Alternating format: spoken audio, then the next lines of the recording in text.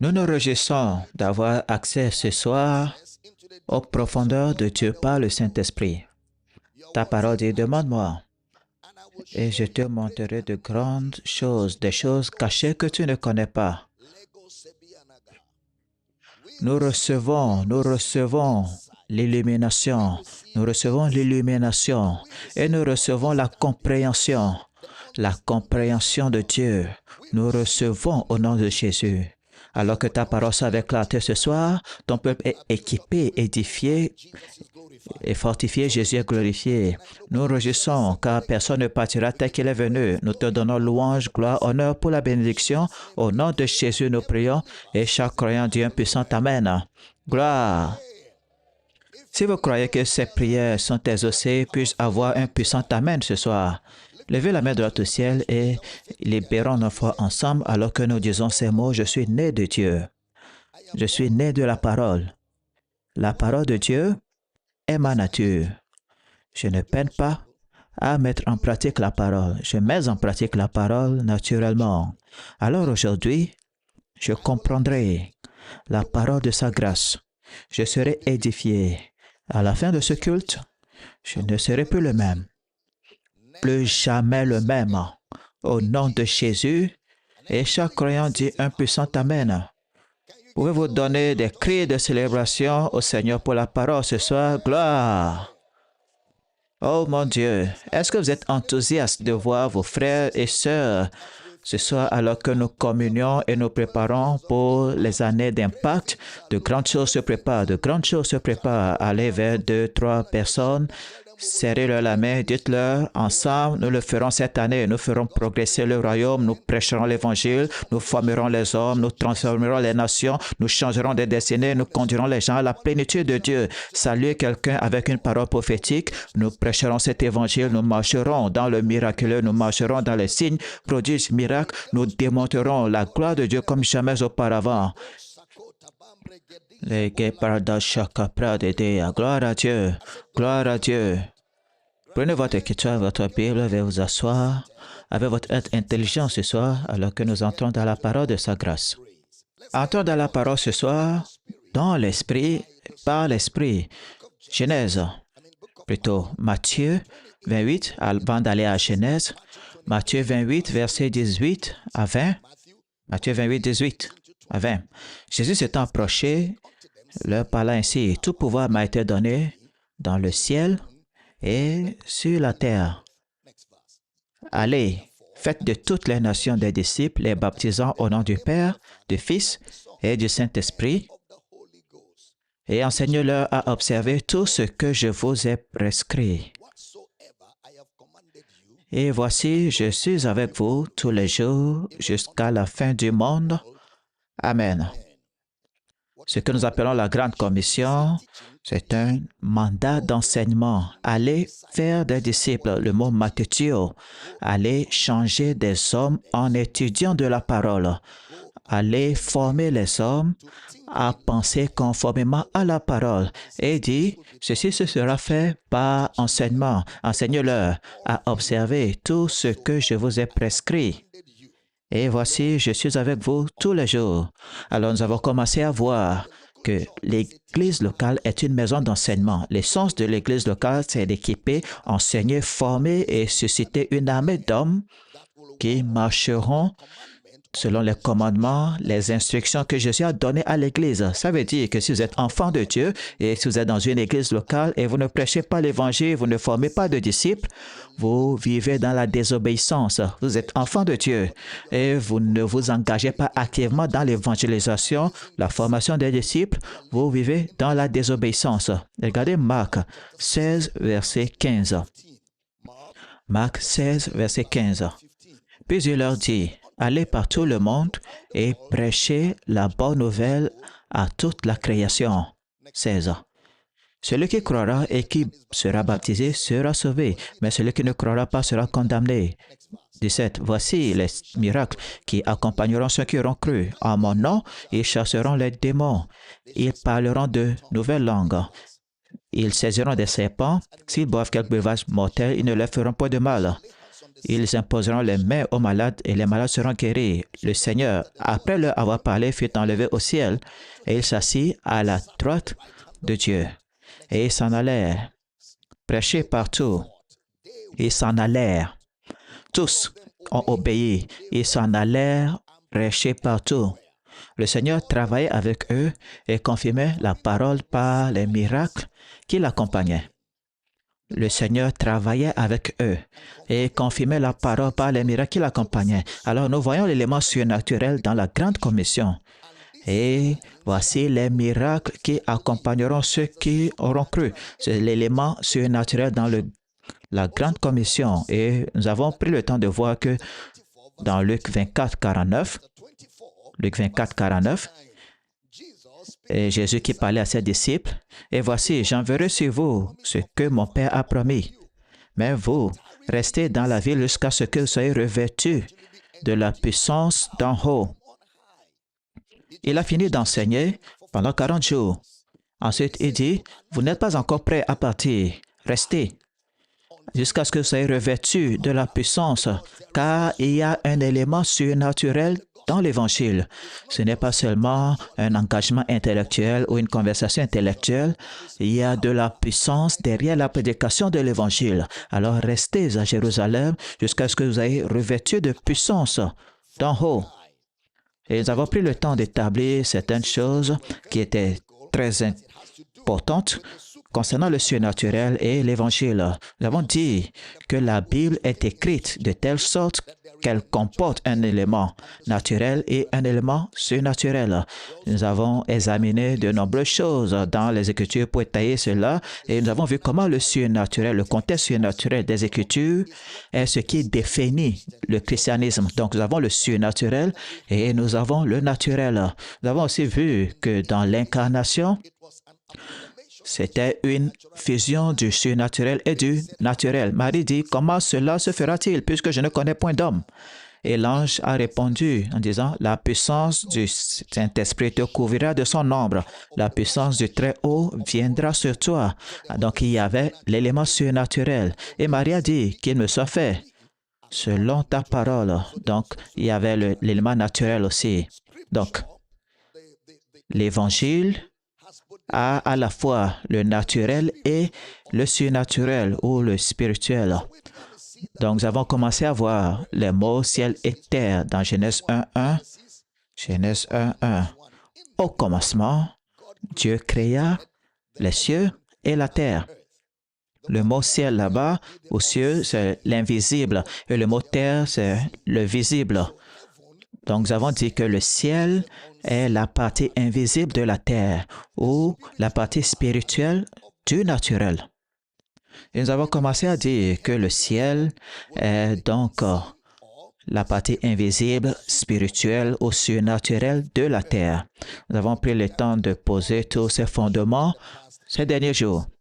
Maintenant, dans Luc 4, 18, parlant de Jésus, Luc 4, 18, Jésus dit, « L'Esprit du Seigneur sur moi, parce qu'il m'a oint pour annoncer une bonne nouvelle aux pauvres.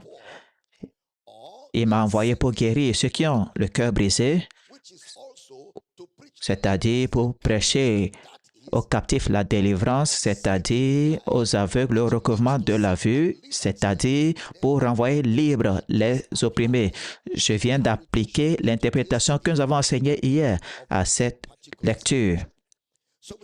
Donc, nous avons pris le temps de dire que les anges savent que ce qui est arrivé à Marie lors de l'incarnation, au baptême de Jésus, a été répété.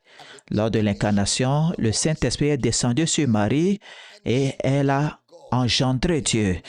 Je suis sûr que les catholiques vont aimer cela. Elle a engendré Dieu. Et aussi au baptême, on voit un écho de la Genèse. L'Esprit de Dieu est descendu sur l'eau. Donc, Jésus était dans l'eau. L'Esprit de Dieu est descendu sur l'eau dans Genèse 1. L'Esprit de l'Éternel planait au-dessus des eaux.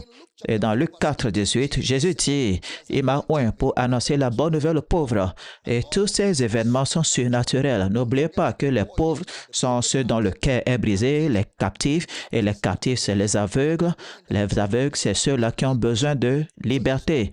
Donc, Il ne parle pas de différentes personnes, mais de la même catégorie de personnes. Et ceci ne s'accomplit pas par des actes de charité dans le naturel. Ce qu'il dit ici, c'est spirituel. Le pauvre ici, c'est celui-là qui a le cœur brisé et c'est le captif. Alors, Jésus dit, l'Esprit de l'Éternel ou du Seigneur est sur moi parce qu'il m'a oint pour annoncer une bonne nouvelle. Quand il est ressuscité dans les morts, il a dit les mêmes choses. Restez à Jérusalem jusqu'à ce que vous soyez revêtus d'en haut, de la puissance d'en haut, dans Acte 1, 8. Acte 1, verset 8. Mais vous recevrez une puissance, le Saint-Esprit survenant sur vous, et vous serez mes témoins à Jérusalem, dans la Judée, dans la Samarie et dans toutes les extrémités de la terre. Et encore, c'est la nouvelle création, ou ce que nous appelons le nouveau commencement, où Dieu fait quelque chose sur la terre. Vous recevrez une puissance. Vous serez mes témoins jusqu'aux extrémités de la terre.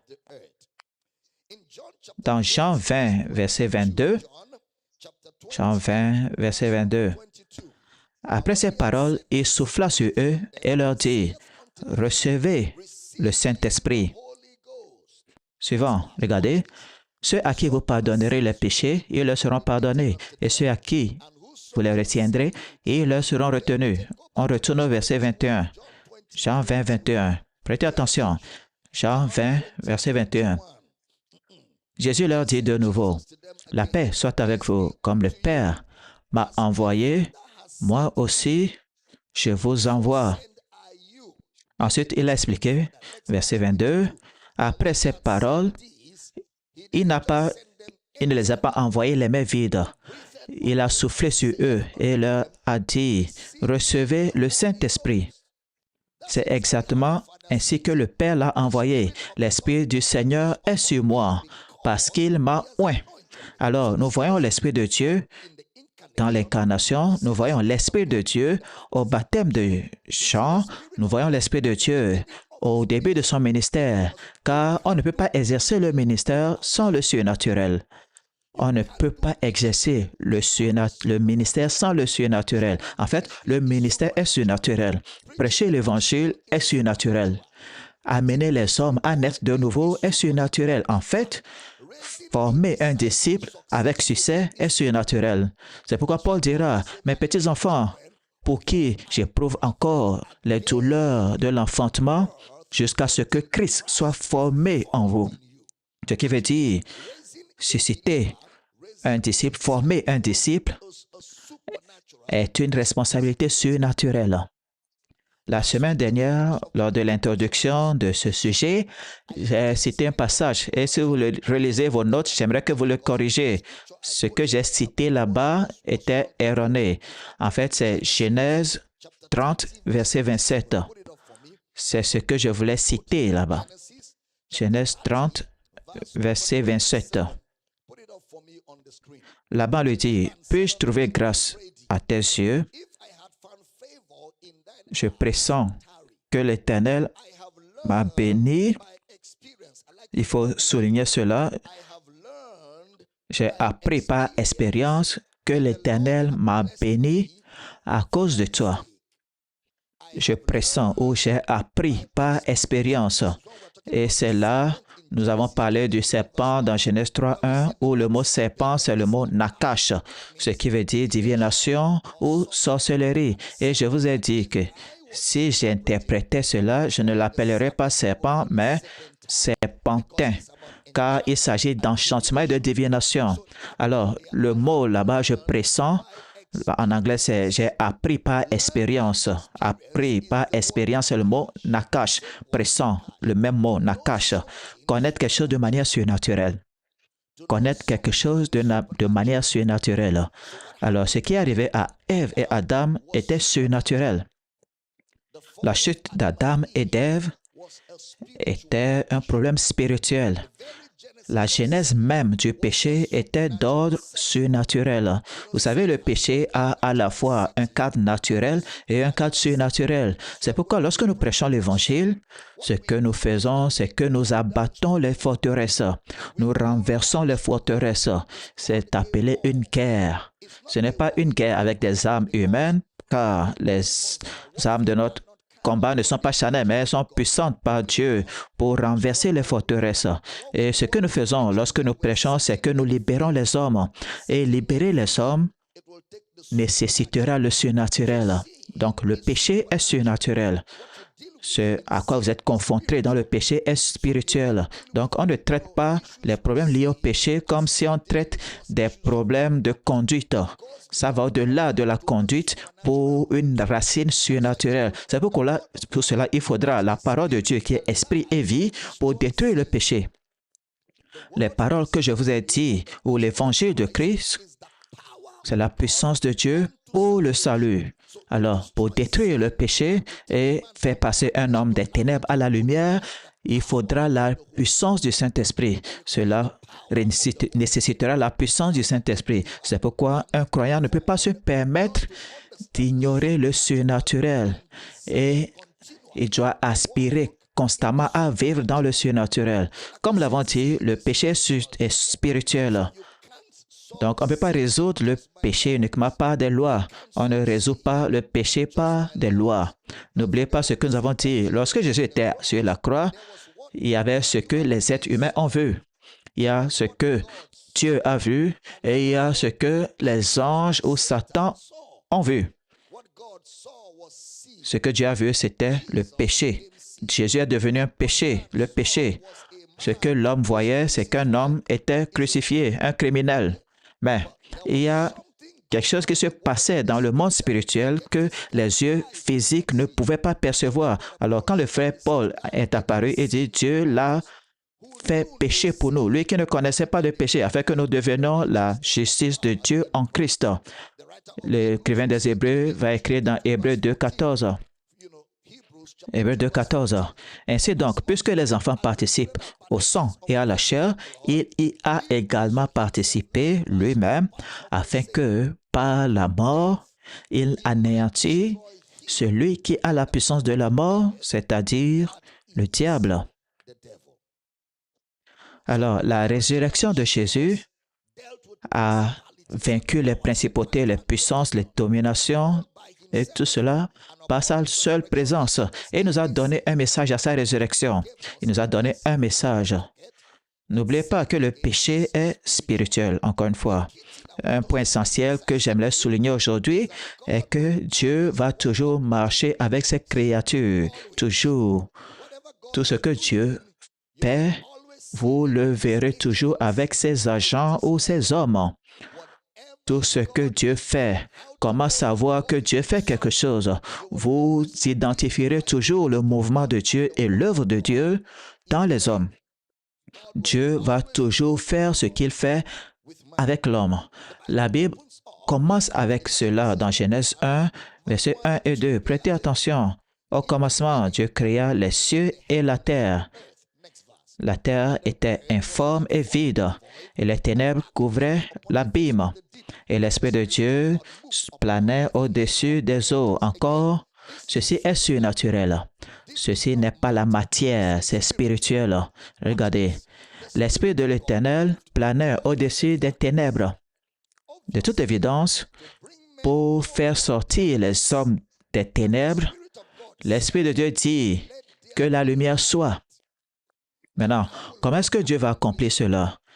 Car c'est ça le plan de Dieu, c'est ça l'intention de Dieu, faire sortir les hommes des ténèbres par son esprit. Mais ensuite, il nous donne Genèse 1, verset 26. Genèse 1, verset 26. Puis Dieu dit, faisons l'homme à notre image, selon notre ressemblance, et qu'il domine sur les poissons de la mer, sur les oiseaux du ciel, sur le bétail, sur la terre, et sur tous les reptiles qui rampent sur la terre. Il a créé l'homme à son image. Il a créé l'homme selon sa ressemblance pour accomplir Genèse 1, versets 2 et 3.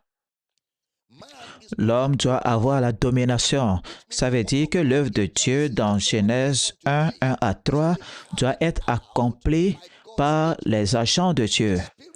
L'Esprit est sur l'homme. Lorsque Dieu dit que la lumière soit,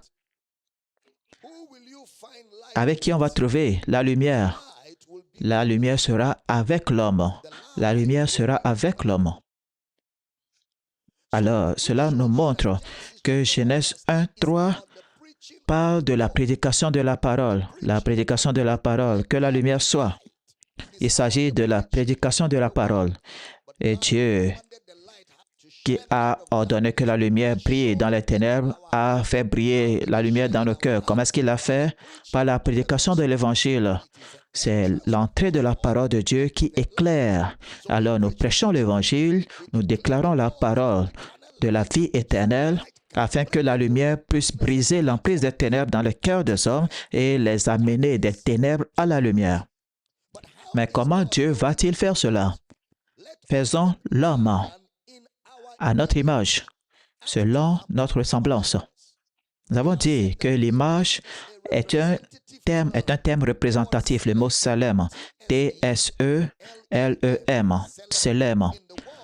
Dans le monde où cela a été écrit, les êtres surnaturels étaient utilisés pour ce qu'on appelle Selem, image, démos, ressemblance. L'agence ou l'agent de Dieu sur la terre sera l'homme. Et le but de l'homme sur terre, le but de chaque homme, bouddhiste, shintoïste, quoi que ce soit, c'est être l'image de Dieu sur terre. C'est ça le but de Dieu. L'homme doit être le représentant de Dieu et vous verrez cela se manifester en Adam. Regardez ce que je vais dire. Genèse 1, 1 à 3 est accompli par l'homme, l'image de Dieu. Genèse chapitre 1, verset 1 à 3 est accompli par l'homme, l'image de Dieu. Ou comme je l'ai formulé pour vous, l'homme comme image de Dieu. Regardez Genèse 2, verset 7, où nous trouvons l'archétype de l'homme. L'Éternel Dieu forma l'homme de la poussière de la terre, il souffla dans ses narines un souffle de vie, et l'homme devint un être vivant. La traduction Chumash de l'hébreu dit, l'homme est devenu un autre esprit parlant, une âme vivante, un autre esprit parlant.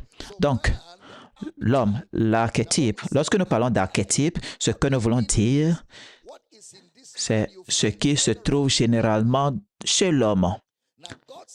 Maintenant, la vie de Dieu se trouve dans le jardin. Alors, lorsqu'on parle du jardin d'Éden, on peut l'appeler un lieu sacré ou un espace sacré ou là où Dieu est présent. Le jardin d'Éden, un lieu sacré, un endroit sacré, un espace sacré ou l'endroit où Dieu se trouve. Et Dieu a pris l'homme et l'a placé dans le jardin d'Éden pour le cultiver et pour le garder. Maintenant, regardez la mission de l'homme. La mission et l'œuvre de l'homme sur terre, c'est être un gardien de la présence de Dieu. La mission de l'homme, son œuvre sur terre, est d'être le gardien de la présence de Dieu. Vous connaissez, l'auteur a dit, « Je suis né pour être la demeure de Dieu, un lieu où la présence de Dieu ou de mon Dieu demeure. Alors que ma vie soit séparée pour toi ou consacrée afin que je sois ce que je suis né pour être. » Une chanson puissante. Je suis né pour être la demeure de Dieu, un lieu où la présence de mon Dieu. C'est ça le plan. Dieu veut que chaque homme soit son tabernacle, sa demeure, chaque être humain sur terre. Et cela, c'est parce que l'homme est fait pour cultiver et garder le jardin. L'homme a été créé pour cultiver et garder le jardin. Alors, la question est celle-ci. Qu'y a-t-il dans le jardin? Le jardin abrite la présence de Dieu. Ce qui se trouve dans le jardin, c'est la présence de Dieu. Et l'œuvre de l'homme sur terre est d'être le gardien de cette présence.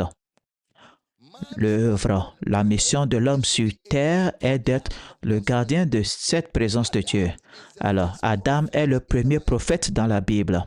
Adam est le premier prophète, sacrificateur et roi dans la Bible. Adam est donc le premier prophète, le premier sacrificateur, le premier roi de la Bible.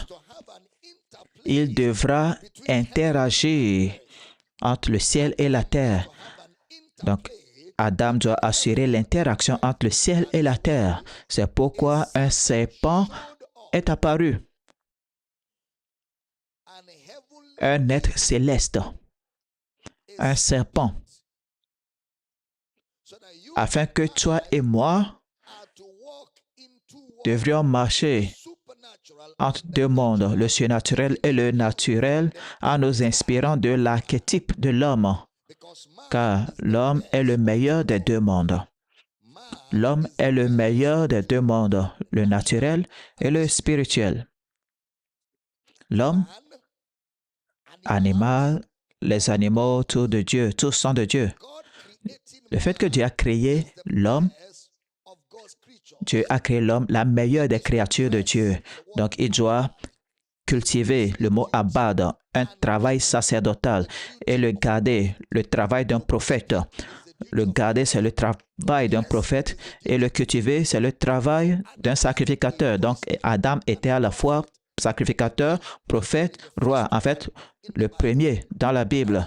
Et regardez, dans Genèse 2, bien sûr, comme je l'ai dit hier, les experts en mariage ont déformé ce passage. Genèse 2, 21. Prêtez attention. Alors l'Éternel fit tomber un profond sommeil sur l'homme et qui s'endormit. Il prit une de ses côtes et referma la chair à sa place.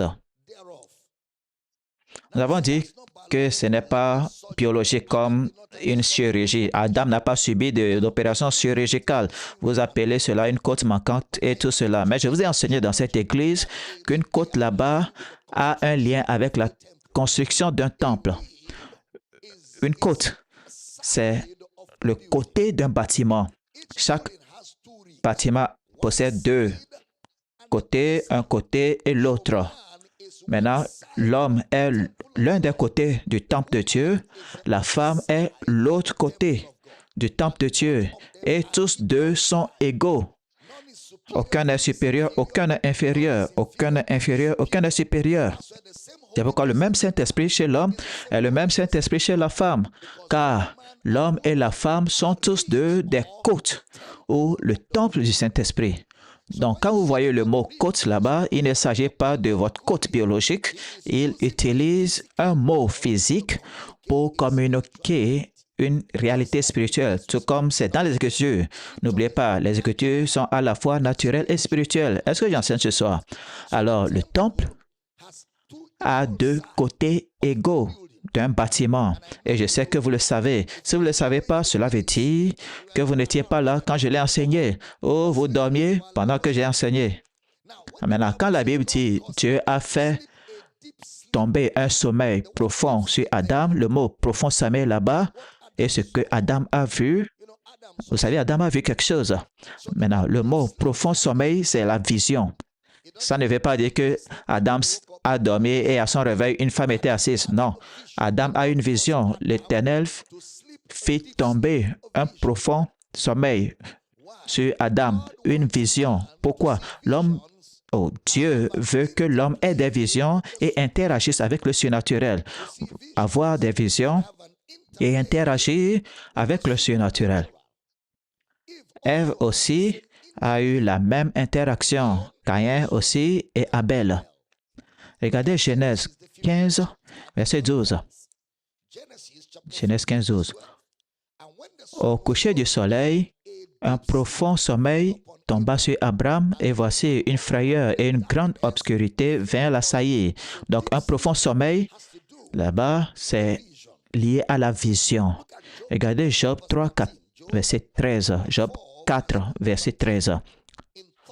Au moment où les visions de la nuit agitent la pensée, quand les hommes sont livrés à un profond sommeil. Donc, profond sommeil est lié à la vision. Donc, Adam a une vision. Pourquoi est-ce qu'Adam a eu une vision? Parce qu'Adam est un prophète.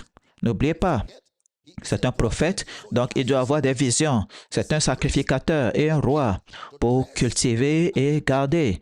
Et je vous ai dit qu'Adam n'est pas le chef des pécheurs. Je vous l'ai dit clairement dans Genèse 3, verset 15, un autre verset surnaturel, Genèse 3, 15. Je mettrai une amitié entre toi et la femme, entre ta postérité et sa postérité. Celle-ci t'écrasera la tête et tu lui blesseras le talon.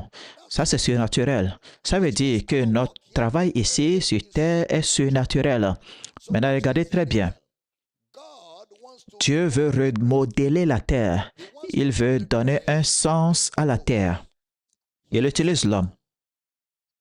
Encore, quand l'homme a péché, ou concernant le péché dans Genèse 3, 15, ce que Dieu va faire à nouveau sera la semence de la femme. La semence de la femme. Ce que Dieu fera sur terre, il le fait avec ses créatures. Dieu ne peut pas se passer. Dieu peut se passer de nous, bien sûr, car il est pleinement suffisant et autosuffisant, mais il ne le fait pas. Si vous voulez connaître la manière dont Dieu agit, sachez qu'il utilise toujours ses créatures. Dieu n'agit jamais seul. C'est pourquoi j'ai écrit le livre, vous savez, ce livre-là, sur le mouvement de Dieu. Le mouvement de Dieu est le mouvement des hommes. Nous avons un livre comme cela. Je vous encourage à vous le procurer, lire. Si vous ne l'avez pas, commandez-le. Dieu n'agit jamais seul. Peut-il agir seul? Oh, bien sûr, oui. Il est autonome, il est parfaitement suffisant, mais il s'est rendu vulnérable à l'homme et il travaille avec l'homme. Alors, ce qui s'est passé, encore une fois, c'est un autre défi dans Genèse 6, où la terre est devenue corrompue. Alors, qu'est-ce que Dieu fait? Il trouve un homme. Regardez, Genèse 6, verset 5. La terre corrompue. L'Éternel vit que la méchanceté des hommes était grande sur la terre et que toutes les pensées de leur cœur se portaient chaque jour uniquement vers le mal. C'est ça. L'Éternel se repentit d'avoir fait l'homme sur la terre et il fut affligé en son cœur. 7. Et l'Éternel dit, j'estimerai de la face de la terre l'homme que j'ai créé, depuis l'homme jusqu'au bétail, aux reptiles et aux oiseaux du ciel, car je me répands de les avoir faits. 8. Mais Noé trouva grâce aux yeux de l'Éternel. Donc, il y a de la crise dans l'humanité et Dieu trouve un homme du nom de Noé. Noé devient donc la méthode de Dieu, il devient l'instrument de Dieu. Regardez Genèse 6, versets 8 et 9. Prêtez attention. 6, 8 et 9. Mais Noé trouva grâce aux yeux de l'Éternel. Voici la postérité de Noé. Noé était un homme juste et intègre dans son temps. Noé marchait avec Dieu. Maintenant, le mot intègre là-bas ne veut pas dire sans péché. Le mot intègre là-bas, ça veut dire que Noé était innocent. Tout comme Job était un homme intègre, ça ne veut pas dire qu'il était sans péché. Ça veut dire qu'il était innocent. Un gars innocent. Donc, encore une fois, Dieu utilise l'homme. Et par les Écritures, Dieu va toujours. Si vous voulez savoir ce que Dieu fait, regardez l'homme. L'homme vous montrera quand Dieu agit, car Dieu ne fait jamais rien seul. Dieu n'agit jamais seul sur la terre. Dieu va toujours agir en l'homme, par l'homme, avec l'homme. Est-ce que j'enseigne ce soir?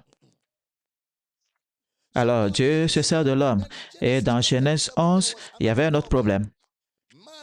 Les hommes se sont unis pour construire une tour pour atteindre le ciel. Et vous savez, ce livre jaune inutile avec l'écriture rouge en haut, là, vous connaissez ce livre-là maléfique qui est venu de ces gens maléfiques-là.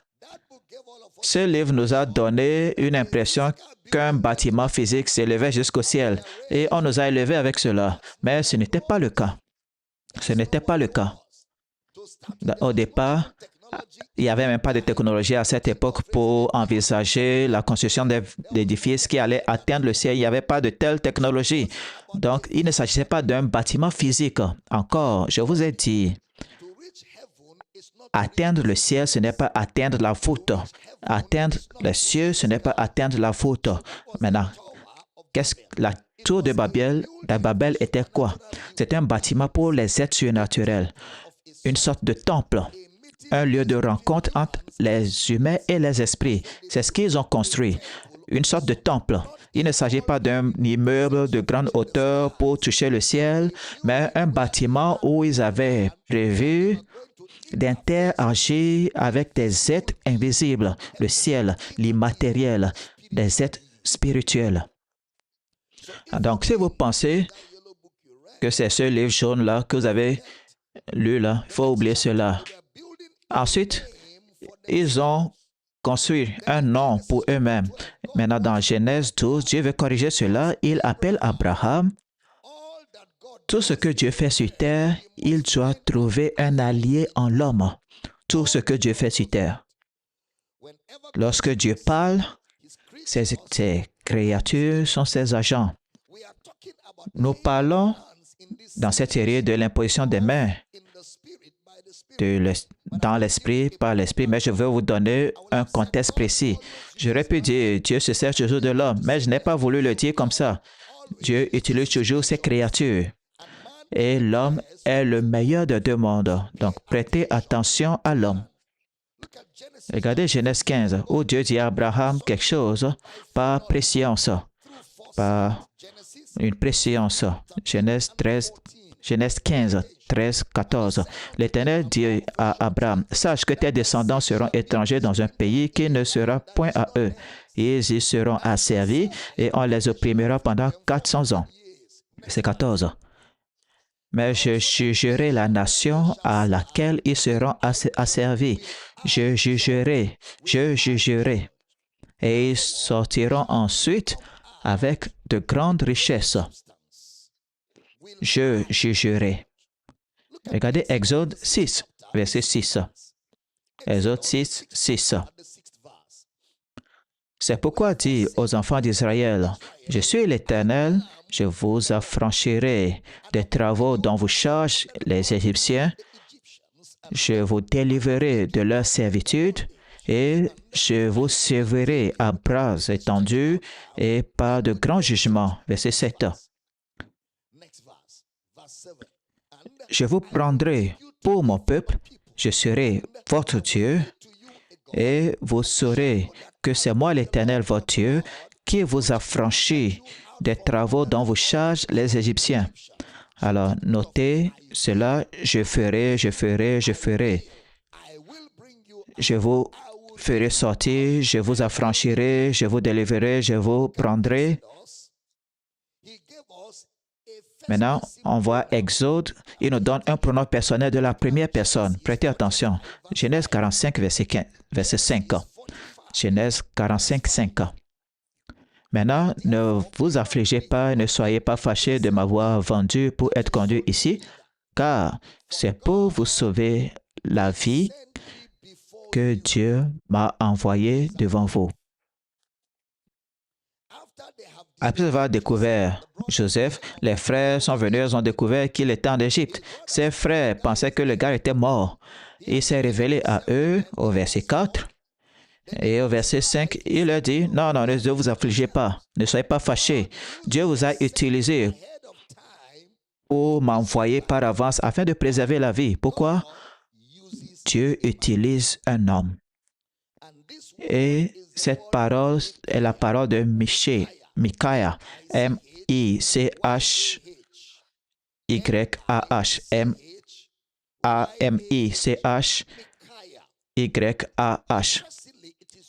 Ce qui est intéressant, c'est que c'est utilisé pour conserver les animaux. Vous verrez cela dans Lévitique 13, verset 10. Vous verrez cela encore dans Lévitique 13, verset 24. Et c'est encore utilisé pour préserver la vie. C'est utilisé pour la subsistance. Vous verrez où c'est utilisé pour la subsistance dans Juge 6, verset 4. Juge 6, verset 4. Et ensuite, vous verrez cela encore où c'est utilisé pour la subsistance dans Juge 17, verset 10.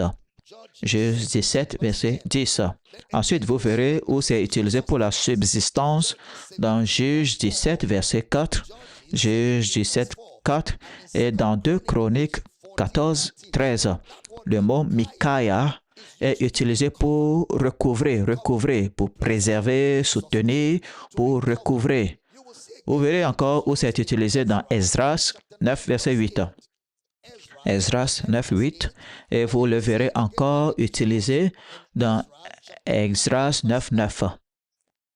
Alors, quoi que Dieu leur dise, il allait le faire par Joseph. Il allait le faire par l'intermédiaire de Joseph. Alors, quand Dieu dit, je ferai quelque chose, attendez-vous à le voir. Alors, Dieu veut préserver la vie. Il envoie quelqu'un. Quand Dieu dit, je ferai, la question est, qui est-ce qu'il va utiliser? Quand Dieu dit, je ferai quelque chose, la question doit toujours être, qui est-ce qui Dieu va utiliser? Alors, notre relation avec l'homme est notre relation avec Dieu. Notre relation avec l'homme est notre relation avec Dieu. Maintenant, n'oubliez pas ce que nous avons lu plus tôt. Qu'a-t-il promis à Abraham? Qu'il jugerait cette nation et il libérera Israël de la servitude d'Égypte. Exode 6, ce que nous avons lu, c'est aussi ce qu'il a dit, d'accord? Je ferai, je ferai, je ferai, je ferai. Alors, comment est-ce qu'il le fait? Je vais les arracher de la main de l'esclavage, je jugerai la nation qui les maintient captifs, je les ferai sortir, je les amènerai à moi-même. Comment est-ce qu'il va le faire? Exode 3, verset 8. Exode 3, 8.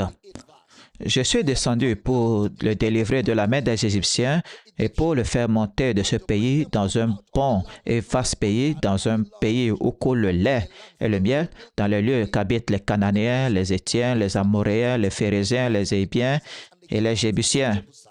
9. Voici, les cris d'Israël sont venus jusqu'à moi, et j'ai vu l'oppression que leur font souffrir les Égyptiens.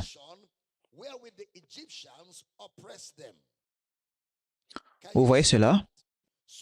Alors, ce que Dieu fera, il le fera à travers son image. Qui est l'image de Dieu? L'homme.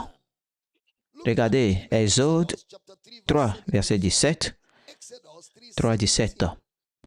Et j'ai dit, je vous ferai monter de l'Égypte, où vous souffrez dans le pays des Cananéens, des Étiens, des Amoréens, des Phérésiens, des Héviens et des Jébusiens, dans un pays où coule le lait et le miel.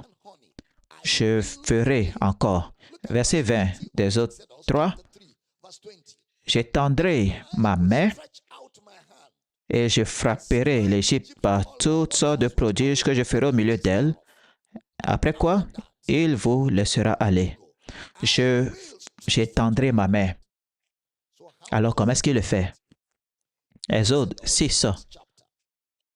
Exode 6, verset 6. C'est pourquoi dit aux enfants d'Israël, je suis l'Éternel, et je vous affranchirai des travaux dont vous chassez les Égyptiens, je vous délivrerai de leur servitude, je vous sauverai à bras étendus et par de grands jugements. Je vous prendrai pour mon peuple, je serai votre Dieu, et vous saurez que c'est moi l'Éternel, votre Dieu, qui vous a affranchi des travaux dont vous chargent les Égyptiens. Verset 8.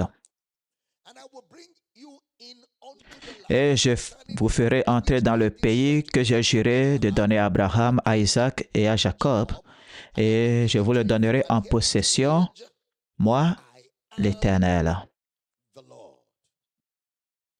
Regardez Exode 6, verset 13. l'Éternel parla à Moïse. Il a fini de dire, je ferai, je ferai, je ferai, je ferai, je ferai. Et l'Éternel parla à Moïse et à Aaron et leur donna des ordres au sujet des enfants d'Israël et au sujet de Pharaon, roi d'Égypte, pour faire sortir du pays d'Égypte les enfants d'Israël. Alors, donc, le je ferai de Dieu s'exprimera à travers un homme. Le je ferai de Dieu, le plan prophétique de Dieu, les choses que Dieu a l'intention de faire, ne se réaliseront que par l'intermédiaire d'un homme, pas les hommes. Ah, donc, les voies de Dieu ne sont pas mystérieuses, car Dieu suit un modèle, et ce modèle doit être compris. Dieu m'a dit il y a des années, si tu veux savoir comment m'écouter, écoute les hommes. Si tu veux savoir comment m'écouter, écoute les hommes. Sache écouter les hommes. Il y a des gens qui ne savent pas écouter les hommes, donc ils ne peuvent même pas savoir comment écouter Dieu. Tu parles à des gens, ils pensent qu'ils savent tout. Cette même attitude est celle qu'ils adoptent quand ils vont prier. Dieu essaie de dire, mon fils, tu dis à Dieu, tais-toi, tais-toi. Même avant ta naissance, moi-même, j'étais là. Parce que c'est ça votre attitude envers les hommes. En fait, vous êtes tellement fiers que vous ne savez pas qui est plus grand que vous. Vous traitez n'importe qui, absolument tout le monde. Vous n'êtes même pas au courant que vous avez atteint ce niveau-là. Personne ne peut vous parler. Dès qu'on commence à vous dire quelque chose qui ne correspond pas à ce que vous voulez faire, vous fermez tout le monde. Vous fermez à tout le monde et vous transposez cette attitude à la prière. Oh Père, parle-moi, mon Père. Mon Père, parle-moi. Maintenant, Dieu commence à vous parler sur un sujet que vous ne désirez pas. Vous ne désirez pas, vous dites, Dieu, tais-toi, tais-toi. Vous voulez savoir comment écouter Dieu? Apprenez à écouter les hommes, car la méthode de Dieu sur terre est un homme. Si vous êtes mauvais à l'écoute des hommes, vous serez mauvais à l'écoute de Dieu. Ceci est très important. Surtout ceux qui ont de l'autorité sur vous. Surtout ceux qui ont autorité sur vous. Si ceux qui ont autorité sur vous ne peuvent pas vous parler et que vous l'acceptez, même si vous vous sentez lésé, vous l'acceptez, vous vous en réjouissez et vous commencez à rechercher la sagesse dans ces paroles, vous n'apprendrez jamais à écouter Dieu. Vous n'apprendrez jamais. Vous savez, j'apprenais ou j'enseignais dans cette église il y a quelques années, j'aimerais revivre cela et j'ai dit, chaque fois que je parle dans votre vie et je dis, frère, fais ceci, ne fais pas ceci, tu me désobéis, sois à l'église à l'heure, ne viens pas en retard, tu me désobéis, ne rate aucun de ces cultes. Tu me désobéis. Tu viens à l'église. Le dimanche, j'ai dit, frère, ne fais pas cela. Voilà, la parole de Dieu ne soutient pas cette action. Et j'ai dit, tu me désobéis. Le jour où tu auras des crises et tu vas dire, papa, parle sur ma vie, les crises et les démons qui vont entourer vont me désobéir, car vous avez dressé les diables et les démons pour qu'ils sachent que moi-même, je ne compte pas dans votre vie. Vous avez enregistré dans le monde spirituel que moi, je suis insignifiant. Alors, pourquoi est-ce que maintenant je vais parler et les choses vont m'écouter alors pendant que vous êtes en danger? Pourquoi? Vous avez établi cela que je ne suis pas une autorité sur votre vie. Alors, si j'étais une autorité sur votre vie et je vous ai montré de la parole de Dieu, vous ai donné des instructions, vous obéirez. Vous écouterez. Et lorsque la parole de l'Esprit, le monde de l'Esprit reconnaît que je suis une telle autorité dans votre vie, même de loin, quand je dis paix, silence, cela va se produire.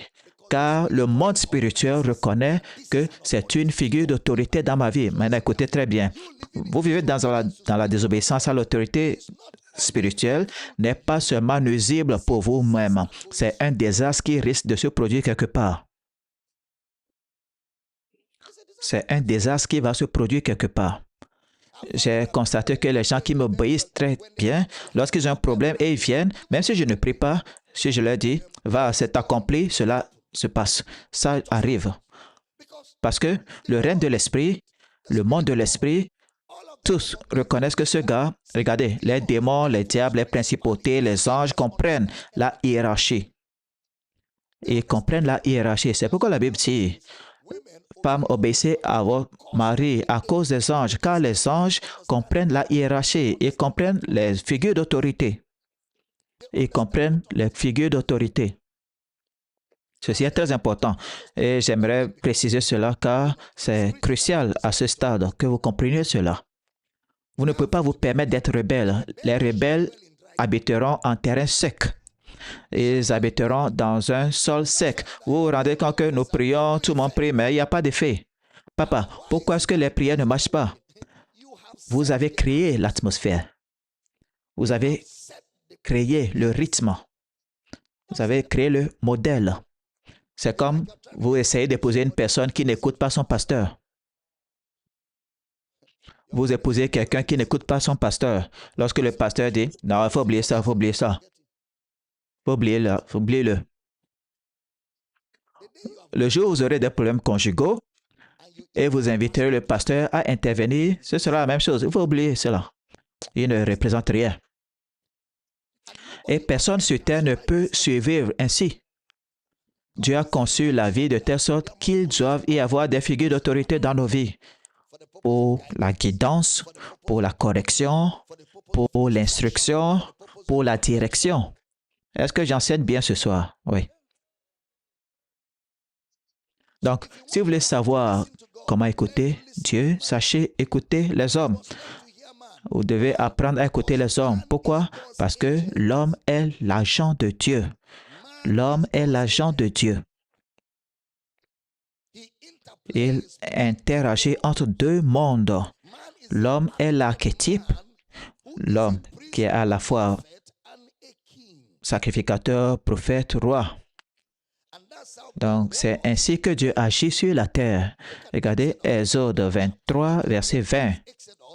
Exode 23, 20.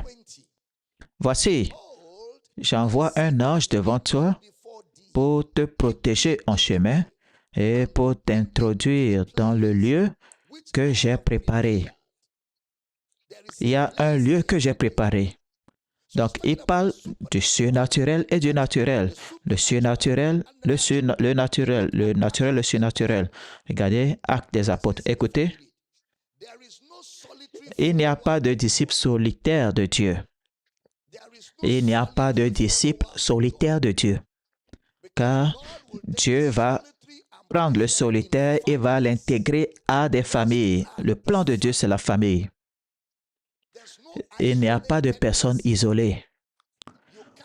Vous ne pouvez même pas servir Dieu dans l'isolement, car les dons de Dieu dans votre vie ne sont pas destinés à vous, c'est pour les gens. Donc, si vous êtes isolé et que la grâce de Dieu vous est accordée, elle sera vaine, car la grâce sur votre vie n'est pas pour vous, c'est pour les gens. Donc, si vous n'êtes pas avec les gens, pourquoi avez-vous besoin de la grâce? Donc, il n'y a pas de disciple solitaire de Dieu. Même Jésus qui est Dieu, quand il est venu sur terre, il a appris les Écritures auprès des hommes. Même Jésus qui est Dieu, lorsqu'il est venu sur terre, a appris les Écritures auprès des hommes. Luc 2, 40. Luc 2, 40. Or, l'enfant croissait et se fortifiait, il était rempli de sagesse et la grâce de Dieu était sur lui. Suivant. Maintenant, ses parents se rendaient à Jérusalem. Verset, donnez-moi le verset 52. Et Jésus croissait en sagesse et en stature et en grâce devant Dieu, devant les hommes. Il croissait en sagesse. Comment est-ce qu'il croissait en sagesse? On le trouvait dans le temple, assis parmi les docteurs de la loi, apprenant et posant des questions. Apprenant et posant des questions. En fait, Jésus a été formé comme disciple. Celui qui était le formateur de Jésus était Jean-Baptiste. Donc, il a suivi les cours de disciple-là. Il a suivi les cours de disciple-là. Donc, si vous fuyez les cours de disciple-là, vous n'êtes pas un bon disciple de Jésus. Car Jésus lui-même, qui est Dieu, aurait pu former n'importe qui, mais il s'est soumis à la formation de Jean-Baptiste. En fait, quand Jean-Baptiste devait baptiser Jésus, il a dit, je ne peux pas te baptiser, tu es plus grand que moi. Non, Jésus dit, non, non, non, non, c'est toi qui m'as formé. Donc, sauf que ce soit fait ainsi afin d'accomplir toute justice. Donc, quand Jésus est entré dans l'eau, les cieux s'ouvrirent. Jean-Baptiste est devenu un témoin de cette voix. Voici mon fils bien-aimé en parfaite obéissance. Donc, Jésus a dû apprendre des hommes. Pourquoi? L'homme est la méthode de Dieu sur la terre. Si j'enseigne bien, je peux avoir un bon amen. L'homme est la méthode de Dieu sur la terre. Personne ne grandit spirituellement dans sa chambre. Personne. C'est pourquoi l'idée de rester chez soi, utiliser son téléphone et dire que vous êtes à l'église, vous n'êtes pas sérieux. On ne peut pas être à l'église, à la maison. Être dans l'église, c'est là où il y a 2, 3 sont rassemblés. Toi, tu es seul à la maison, tu dis tu es à l'église. Comment? Comment? Quelqu'un dit non, non, non. Il faut connaître Dieu par toi-même et suivre Dieu par toi-même. Non, monsieur, ça c'est égoïste. La grâce de Dieu multipliée par la connaissance que vous acquérez à travers ce téléphone ne se trouvera ou ne trouvera son expression que parmi les hommes. Donc, on ne peut pas étudier la parole de Dieu isolément et penser parvenir à la réalisation du dessein de Dieu pour votre vie. Non, monsieur, le plan de Dieu pour votre vie ne s'accomplira que parmi les hommes. C'est pourquoi vous ne pouvez pas suivre Dieu dans l'isolement. Vous devez participer à ce que Dieu fait dans son royaume. Dans Actes 7, 34, Actes 7, 34, prêtez attention. J'ai vu la souffrance de mon peuple qui est en Égypte. J'ai entendu ses gémissements, je suis descendu pour le délivrer. Maintenant, va, je t'enverrai en Égypte. Je suis descendu pour le délivrer, mais je dois trouver un agent humain à envoyer. Je dois trouver un agent humain à envoyer. Regardez le verset 35. Ce Moïse qu'ils avaient renié en disant, qui t'a établi chef et juge, c'est lui que Dieu a envoyé, que Dieu envoya comme chef et libérateur avec l'ange, de l'ange qui lui était apparu dans le buisson. Même si Dieu est descendu pour les délivrer, il a fallu qu'il y ait un Moïse que Dieu utiliserait. L'homme est la méthode de Dieu. Lève ta main droite et dis, Seigneur, quoi que tu fasses sur la terre, je suis disponible. Utilise-moi, Seigneur, je suis disponible. Utilise-moi pour accomplir ton plan sur la terre. C'est un honneur pour moi de collaborer avec toi pour accomplir ta volonté sur terre. Je n'ai pas entendu un bon amen. Dis à ton voisin, voisin, je ne te méprise pas. Je t'honore, car tu pourras être la prochaine personne que Dieu utilisera pour me faire progresser dans son plan et son dessein pour ma vie. Je n'ai pas entendu un bon amen. Moïse, regardez Acte 7, 37. Prêtez attention, Acte 7, 37. C'est ce Moïse qui dit aux enfants d'Israël, Dieu vous suscitera d'entre vos frères un prophète comme moi. L'écouterez. Ça, c'est Deutéronome 18, 15. Maintenant, les versets 38 et 39, Acte 7, 38. C'est lui qui, lors de l'assemblée au désert, était avec l'ange qui lui parlait sur le mont Sinaï et avec nos pères, et il reçut des oracles vivants pour nous les donner. Nos pères ne voulaient pas lui obéir, ils le repoussèrent et leur cœur se tournait vers l'Égypte. Maintenant, notez, ils vont murmurer contre Moïse. Si vous lisez Exode, la Bible dit, ils ont murmuré contre l'Éternel. Chaque fois qu'ils murmuraient contre Moïse, la Bible dira, et les enfants d'Israël murmuraient contre l'Éternel. Chaque fois. Ils pensaient murmurer contre Moïse, mais en réalité, ils murmuraient contre l'Éternel. Ce n'est pas Dieu Ah, Dieu, ce n'était pas à toi que je parlais. C'est à Moïse que je parlais. Dieu va dire, ne sois pas bête. Ne sais-tu pas que lorsque tu murmurais contre Moïse, c'est contre moi que tu as murmuré? Parce que Moïse est mon allié dans la réalisation de mon plan sur la terre. Tout ce que Dieu fait, il le fait avec ses hommes. Tout ce que Dieu fait sur terre, il le fait avec ses créatures. Dans Hébreux 11, 23, 24, prêtez attention. Ce n'est pas la fois que Moïse, à sa naissance, fut caché pendant 3 mois par ses parents parce qu'il vit que l'enfant était beau et qu'il ne craignait pas l'ordre du roi. Ce n'est pas la fois que Moïse, devenu grand, refusa d'être appelé fils de la fille de Pharaon. Et si vous lisez ensuite, versets 27 et 28 jusqu'à 29, ce n'est pas la fois qu'il quitta l'Égypte sans être effrayé de la colère du roi, car il se montra ferme comme voyant celui qui est invisible.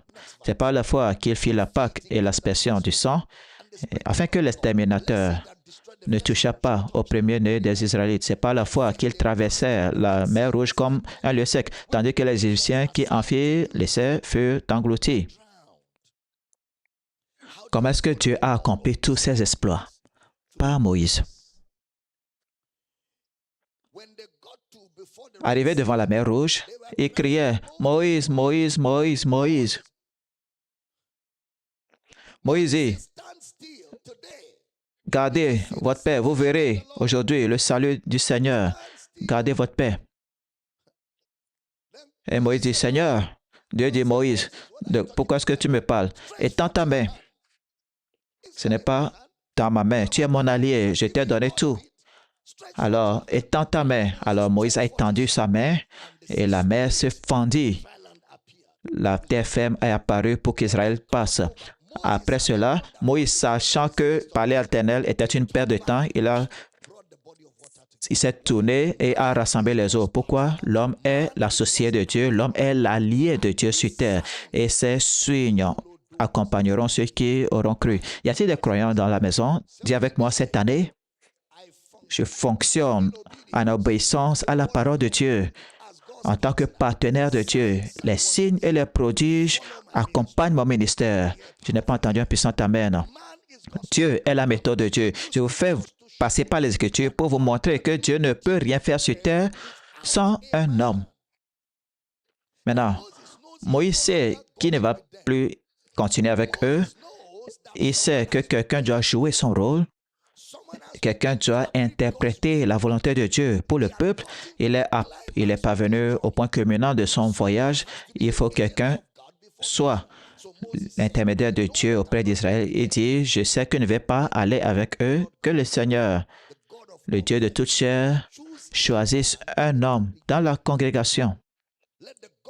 Que le Dieu de toute chair choisisse un homme dans l'assemblée, afin qu'il ne soit pas des brebis sans berger. Je pensais que l'Éternel était mon berger.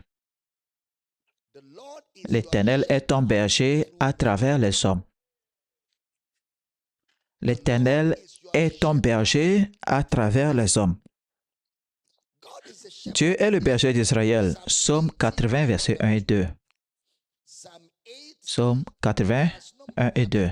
Prête l'autre oreille, berger d'Israël, toi qui conduis Joseph comme un troupeau. Parais dans ta splendeur, toi qui es assis sur tes chérubins. Devant Éphraïm, Benjamin et Manassé, réveille ta force et viens à notre secours. Mais Dieu, le berger d'Israël, se servait des hommes pour accomplir son plan. Jésus l'a dit clairement dans Matthieu 9, 36 à 38. Matthieu 9, 36, 38. Voyant la foule, il fut ému de compassion pour elle parce qu'elle était impuissante et abattue comme des brebis qui n'ont point de berger. 37. Alors il dit à ses disciples, la moisson est grande, mais il y a peu d'ouvriers. 38. Priez donc le maître de la moisson d'envoyer des ouvriers dans sa moisson,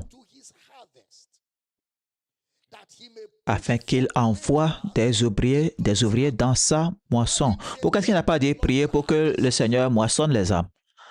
Mais l'Éternel doit envoyer des ouvriers. Pourquoi? Dieu se sert toujours des hommes sur la terre. Dieu se sert toujours des hommes sur la terre. Chaque fois que nous prions, lorsque nous disons « Oh Dieu, agis dans notre nation, oh Dieu, agis dans ce pays », la réponse à cette prière se trouvera dans un homme. Dieu va susciter un homme, Dieu va susciter un groupe d'hommes, Dieu va utiliser quelqu'un. C'est comme ça que Dieu répond à cette prière. Dieu ne descend jamais sur terre pour faire le travail. Il va toujours trouver un allié en l'homme. Dans cette nation où vous entendez le son de ma voix en ce moment, dans cette ville, dans ce pays, dans cette communauté, où vous pensez qu'il y a tant de ténèbres et vous m'entendez maintenant, vous êtes cet allié que Dieu est en train d'équiper. Vous êtes cet homme, cette femme que Dieu va susciter et à travers vous, toutes les prières des générations se réaliseront. Vous verrez que Dieu va commencer à vous utiliser d'une manière dont vous n'avez même pas connaissance. Ce n'est pas pour vous que Dieu vous utilise, c'est en réponse aux prières du peuple de cette nation, c'est en réponse à la prière de ceux qui prient pour cette nation, c'est en réponse aux prières des gens où vous êtes. Donc Dieu commence à attiser votre cœur, il commence à attiser votre cœur avec une soif intense, inextinguible. Soudainement, vous avez ce désir ardent qui vous envahit, vous passez des heures de consécration. Ça fait partie de la préparation pour répondre aux prières des hommes de cette communauté, de cette ville, de ce village, de cette société où vous vous trouvez, car en l'absence d'un homme, Dieu est limité dans son action sur terre. Dieu doit toujours trouver un allié en l'homme. C'est pourquoi les hommes qu'il a utilisés étaient des gars ordinaires. Tous ceux qu'il a utilisés, Abraham était un homme ordinaire, car Dieu se sert toujours de gens ordinaires. Écoutez donc, Dieu confie une mission parfaite à des hommes imparfaits. Si vous attendez d'être parfait pour que Dieu vous utilise, vous mourrez sans être utilisé. Dieu confie une mission parfaite à des hommes imparfaits. C'est pourquoi lorsque vous lisez l'Ancien Testament, vous verrez qu'on n'a pas caché les échecs des hommes que Dieu a utilisés. En fait, ils ont pris le temps de décrire leurs échecs les plus cuisants, mais au milieu de tous ces échecs, ils étaient les prophètes de Dieu pour leur société. Pourquoi Dieu utilise des hommes imparfaits pour accomplir son dessein parfait? Pourquoi Dieu n'a que des hommes imparfaits? Des hommes imparfaits, c'est tout ce que Dieu a. C'est pourquoi, lorsque vous voyez le mouvement de Dieu, vous verrez que le mouvement de Dieu, c'est le mouvement des hommes. Regardez Ézéchiel 34. Dieu juge les bergers qui ont laissé égarer ses brebis dans Ézéchiel 34, 7 à 9. Mais regardez le verset 11. Ézéchiel 34, 11. Car ainsi parle le Seigneur, l'Éternel. Voici, j'aurai soin moi-même de mes brebis et je ferai la revue. Verset 12. Comme un berger inspecte son troupeau quand il est au milieu de ses brebis éparses, ainsi je ferai la revue de mes brebis et je les recueillerai de tous les lieux où elles ont été dispersées au jour des nuages et de l'obscurité. Au jour des nuages et de l'obscurité, d'accord? Verset 15. Ézéchiel 34. C'est moi qui ferai paître mes brebis, c'est moi qui les ferai reposer, dit l'Éternel, le Seigneur. Je chercherai celle qui était perdue, je ramènerai celle qui était égarée, je penserai celle qui est blessée, je fortifierai celle qui est malade. Mais je détruirai celles qui sont grasses et vigoureuses, je les ferai paître avec justice. Prêtez attention. Comment est-ce qu'il va les passer en revue? Comment est-ce qu'il va les juger? Comment est-ce que Dieu va faire cela? Il va leur donner des bergers. Il va envoyer des bergers. Alors, ce que Dieu va faire, il va utiliser des hommes. Regardez les versets 23, 24 d'Ézéchiel 34. J'établirai sur elle un seul berger qui les fera paître, mon serviteur David. Il les fera paître, il sera leur berger. Moi, l'Éternel, je serai leur Dieu, et mon serviteur David sera prince au milieu d'elle. Moi, l'Éternel, j'ai parlé. Je vais rassembler les dispersés, je vais les nourrir, je vais les ramener, je vais juger celles qui sont affligées. Comment? Je leur donnerai un berger, David mon serviteur. C'est comme ça qu'il va le faire. Je leur donnerai un homme. Verset 25. Je traiterai avec elle une alliance de paix. Je les ferai disparaître. Je ferai disparaître du pays les bêtes sauvages et elles habiteront en sécurité dans le désert et dormiront au milieu des forêts. Verset 27. L'arbre des champs donnera son fruit et la terre donnera ses produits. Elles seront en sécurité dans leur pays. Elles sauront que je suis l'Éternel quand je briserai les liens de leur joug et que je les délivrerai de la main de ceux qui les asservissaient. Maintenant, verset 9. Verset 9. Gloire à Dieu. C'est pourquoi, berger, écoutez la parole de l'Éternel. Berger. Verset 31, Ézéchiel 34. Vous, mes brebis, brebis de mon pâturage, vous êtes des hommes.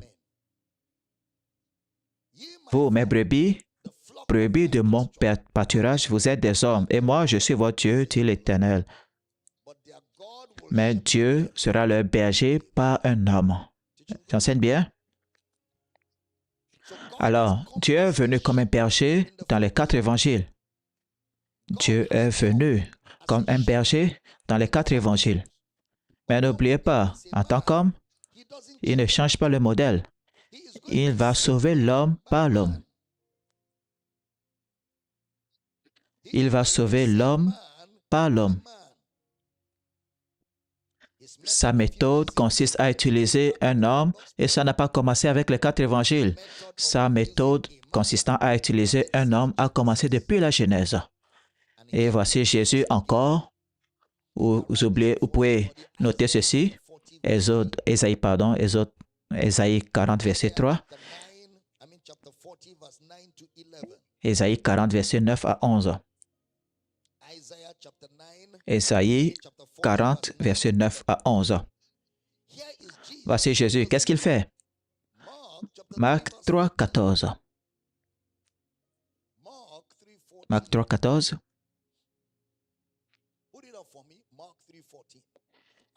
Il en établit 12 pour les avoir avec lui et pour les envoyer prêcher. Pour les avoir avec lui. D'abord, donc c'est la formation. Ensuite, les envoyer prêcher. Il appelle ces 12 afin de prêcher l'Évangile. Il utilise encore les hommes. Dans Marc 6, verset 5, il va dans son village et on l'a rejeté. Marc 6, verset 5.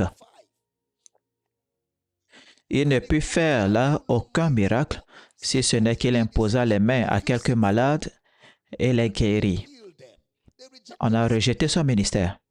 La Bible dit, il a été émerveillé par leur incrédulité et il est allé de par les villages en train d'enseigner. Comment est-ce qu'il l'a fait? Verset 7 de Marc 6. Alors il appela les 12 et il commença à les envoyer 2 à 2 en leur donnant pouvoir sur les esprits impurs. Alors, au même endroit où ils ont rejeté Jésus, il a suscité une armée de ses disciples et les a envoyés enseigner, car ce n'est pas l'enseignement que la perspective des gens et la perception des gens concernant l'honneur et la foi envers l'homme de Dieu va s'accroître. Donc, il les envoie guérir ces gens de leur incrédulité par l'enseignement.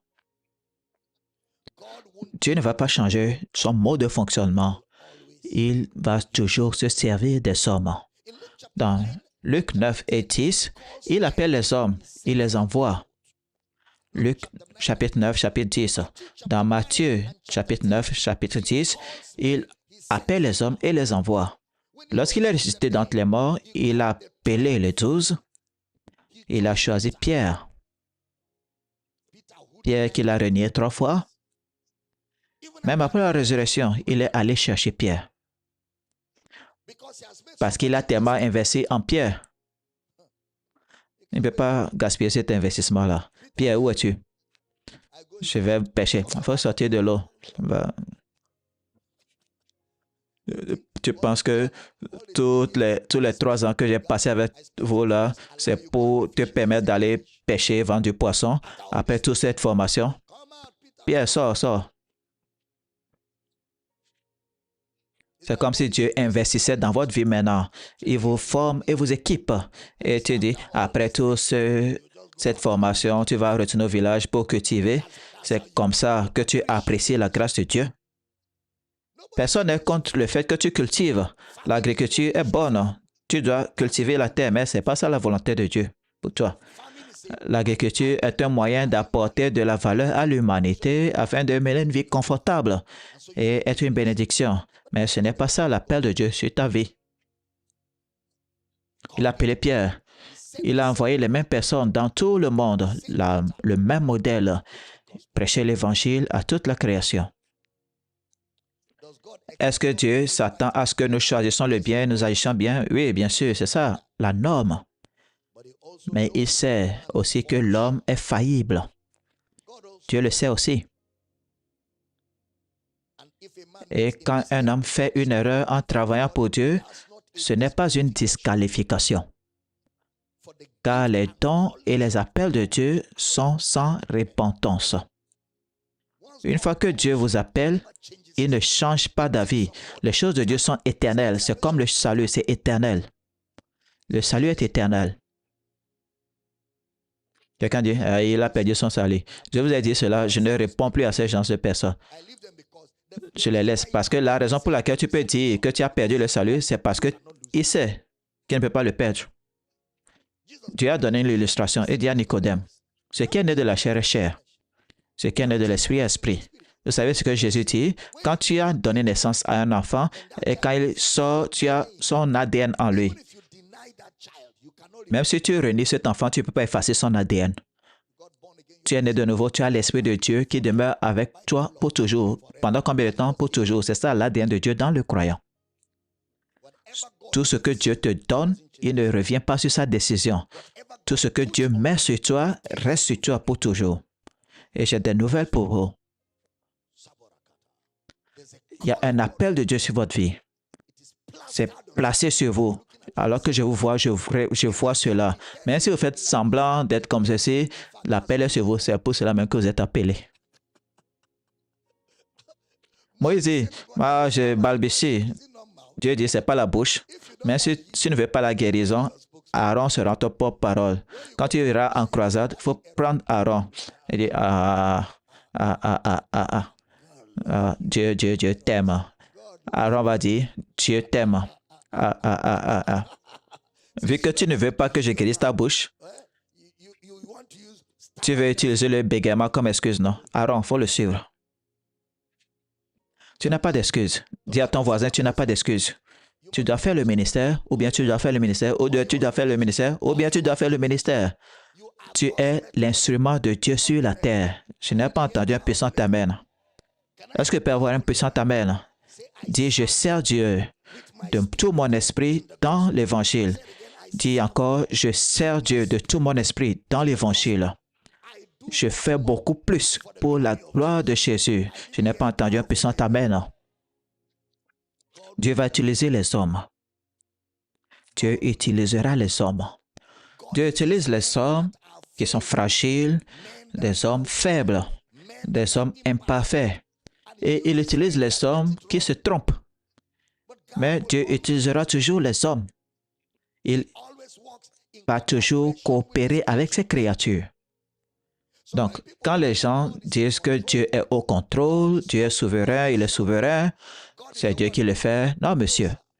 Dieu n'est pas celui qui le fait. Tout ce qu'il fait, il le fait à travers les hommes. Ça veut dire, ça vous montre que Dieu conduit les hommes. Dieu a foi en eux. De même que nous avons la foi en Dieu, il a aussi foi en nous. Et écoutez très bien, Dieu est très loyal envers ses hommes. Dieu est très loyal envers ses hommes. On voit Jésus envoyer les 12 et l'Église dans Marc 16, verset 18, il dit, vous imposerez les mains aux malades. il donne une instruction directe. Vous imposerez les mains aux malades. Donc, l'imposition des mains est un signe surnaturel. Il dit, voici les miracles qui accompagneront ceux qui auront cru et ils imposeront les mains aux malades. Écoutez très bien, l'imposition des mains est surnaturelle et il dit, les malades seront guéris. Donc, l'imposition des mains est un ministère surnaturel. L'imposition des mains est une activité surnaturelle. Dans Genèse 48, on voit Jacob qui veut bénir les enfants de Joseph, Manassé et Ephraïm, mais Joseph sait que Dieu ne suit pas nécessairement ce schéma depuis son père Isaac de lui-même à lui-même jusqu'à son fils. Donc, Ephraïm est le plus jeune, Manassé est l'aîné, et la plupart du temps, vous savez, nous sommes fruits de la grâce de Dieu, mais nous refusons cette même grâce aux autres. Son père savait qu'il était un adorateur d'idoles que Dieu a appelé. C'est toujours Abel et non Caïn. C'est ça le modèle de Dieu ou de la Bible. Et on voit encore que l'homme que Dieu a appelé, c'est Noé. Mais quand Dieu a appelé Noé, Mathusalem était vivant. Et Mathusalem était plus âgé que Noé. Lamech était vivant. Noé était celui que Dieu allait utiliser comme fruit de sa grâce. Dieu a appelé Isaac, pas Ismaël. Il a appelé Jacob et non Ésaü. Il a appelé Joseph et non Ruben. Mais d'une certaine façon, il a oublié le modèle et l'œuvre de Dieu. Maintenant, il voulait que Manassé, son premier-né, dans Genèse 48, 15 jusqu'à 17, il bénit Joseph et dit que le Dieu en présence duquel ont marché mes pères Abraham et Isaac, que le Dieu qui m'a conduit depuis que j'agis jusqu'à ce jour, 16, que l'ange qui m'a délivré de tout mal bénisse ses enfants, qu'ils soient appelés de mon nom et du nom de mon père Abraham et Isaac, et qu'ils multiplient en abondance au milieu du pays. 17. Joseph vit avec des plaisirs que son père posait sa main droite sur la tête d'Éphraïm. Il saisit la main de son père pour la détourner de dessus la tête d'Éphraïm pour la diriger sur celle de Manassé. Regardez un produit de la grâce qui essaie de refuser un autre produit de la grâce. Quand lui aussi il a été béni, il n'était pas le plus âgé. Et Joseph dit à son père, « Pas ainsi, mon père, car celui-ci est le premier-né. Pose ta main droite sur sa tête. Je sais que tu es aveugle, tu ne peux pas voir à cause de ton âge. » Son père refusa et dit, « Je le sais, mon fils. Je le sais. Je le sais. Lui aussi deviendra un peuple. Lui aussi sera grand. Mais son frère cadet sera plus grand que lui. Et sa postérité deviendra une multitude de nations. Je le sais, mon fils. » Ce n'est pas une erreur. Mon fils, je sais ce que j'ai fait. Je sais ce que j'ai fait. Il pensait que le père allait le bénir comme ça, mais il a croisé les mains. Pas beaucoup de forts, pas beaucoup de nobles, mais Dieu a choisi les choses faibles de ce monde pour confondre les sages. Nous sommes produits de la grâce de Dieu. Paul dit, je suis ce que je suis, par la grâce de Dieu. Il dit, je suis le plus petit de tous les apôtres. Je ne suis même pas digne d'être appelé apôtre, car j'ai gaspillé l'Église. Mais il dit, j'ai travaillé plus que tous. Non, pas moi toutefois, mais la grâce de Dieu. Alors que je finis, l'imposition des mains est surnaturelle. Joseph le savait avec certitude, sans avoir beaucoup d'informations. C'est comme ce qui arrivait à Abraham, Isaac et Jacob. Par l'imposition des mains, il les a trouvés en train de fonctionner sur ou dans l'office de Dieu sur terre. Donc, l'imposition des mains est une sorte d'ordination. L'imposition des mains est donc une chose surnaturelle. La main de Dieu qui vient sur vous Lorsque les mains vous sont imposées, c'est la main de Dieu qui vient sur vous. Et c'est ça, l'œuvre de Dieu qui vient sur vous. Donc, nous devons le voir ainsi. Nous vivons dans un monde qui ne comprend pas les choses spirituelles, donc les gens rient et se moquent des choses spirituelles. Nous ne pouvons pas nous permettre de les rejoindre. Nous savons ce qu'ils ignorent. Nous comprenons ce qu'ils ne comprennent pas. Quand quelqu'un tombe sous la puissance, on se moque de lui. On dit, pourquoi est-ce qu'il tombe? Pourquoi est-ce qu'il tombe? Pourquoi est-ce que c'est ceux-là seulement qui tombent et le caméraman ne tombe jamais? Il se moque des choses spirituelles. Vous savez, l'homme animal ne peut pas recevoir les choses de l'esprit. Quelqu'un m'a dit, où est-ce que les gens tombent dans la Bible? Quand Saul de Tarse a rencontré Jésus, qu'est-ce qui s'est passé? Il est tombé sous la puissance. Il est tombé sous la puissance. Pourquoi est-ce que les gens tombent sous la puissance? Lorsqu'ils se soumettent et la puissance de Dieu enveloppe leur corps devient fragile. Il ne peut pas supporter la puissance. Quand la puissance de Dieu s'est abattue sur le temple, dans l'Ancien Testament, la Bible dit que les sacrificateurs ne pouvaient pas se tenir pour rendre ministère. Ils étaient tous par terre. Partout dans les Écritures, on trouve des exemples des gens qui tombent sous la puissance de Dieu. Tomber sous la puissance ne veut pas dire que vous êtes un pécheur. Vous savez, quand les gens tombent dans certaines églises, on pense que c'est parce qu'ils sont pécheurs qu'ils tombent. Ou ils sont possédés. C'est la sorcellerie. Non. La puissance de Dieu, le déferlement de la puissance de Dieu peut toucher votre corps de telle manière que votre corps va céder. Il ne peut pas supporter cela. Vous connaissez la puissance de Dieu. La puissance de Dieu peut être tellement déchaînée dans votre cœur que votre corps-là ne peut pas supporter cela. C'est à ce moment-là que les gens tombent. Et tombent parce que la puissance de Dieu s'exprime au-delà de leur corps, des limites de leur corps fragile. Et ce sont des choses sacrées et nous leur accordons une grande importance. Nous sommes un peuple de compréhension. C'est une chose surnaturelle quand les gens tombent sous la puissance. Saul de Tarse est tombé et quand il s'est relevé, il était un homme différent. Quand il s'est levé, il était un homme différent. Une transformation s'est produite dans sa vie. Et quand il a rencontré Ananias, c'était juste un travail accompli. Dans l'Ancien Testament, la gloire de Dieu a rempli le temple et tout le monde était à terre. Vous savez, lorsqu'il s'agit du ministère, parce que nous sommes humains, nous avons des choses aujourd'hui que nous comprenons en grandissant. Nous comprenons les agissements de Dieu, comment Dieu agit à travers les imperfections des hommes et comment il continue d'agir. Mesdames et messieurs, l'imposition des mains, qui est le cœur de cette série, est un phénomène surnaturel.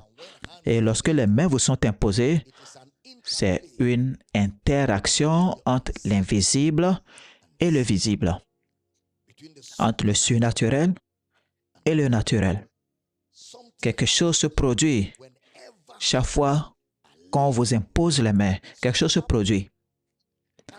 Et ça doit devenir quelque chose de fréquent cette année.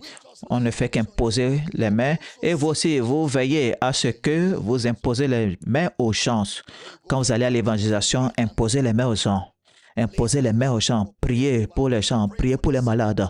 Rendez leur ministère. Que la puissance de Dieu coule à travers vous comme un conduit et qu'elle atteigne les hommes de par le monde. Je déclare sur quelqu'un ici, le ministère va s'exprimer à travers toi sans aucune limite.